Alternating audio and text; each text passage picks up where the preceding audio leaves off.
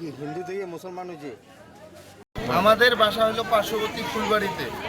তো আমরা মাঝে মধ্যে ফুলবাড়ি থেকে আসে এই মহিলার নাগর পিটাইতাম। মানে এই মহিলা মানে যুব সমাজকে এমনভাবে ধ্বংস করতে ধরছে যে আমাদের পার্শ্ববর্তী এলাকা থেকে আসে এর নাগর পিটাইতে হইতো। এইসব কার্যক্রম করে এই মহিলা। এই মেয়ে এত চরিত্রহীন, যত কিছু চোখ দিয়ে আমি দেখা পাই, এগুলা কোবার গেলেই মামলা খাইতে হয়। এখন ওর বাড়ির সাথেই আমার বাসা। যতগুলা মামলা আমার নামে, আরো 4টা মামলা এখনো চলতেই আছে। এমএ যে ওগুলা কাজ করে, ওবায়দুল নামে ছেলে একটা ওর সাথে আছে।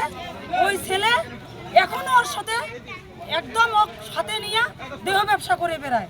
এগুলো কইতে গেলেই মামলা খাইতে হয়, এগুলো কইতে গেলেই মামলা খাইতে হয়। আমার ছেলে, আমার স্বামী এগুলোর নামে ধর্ষণ নারীর মামলা দিছে।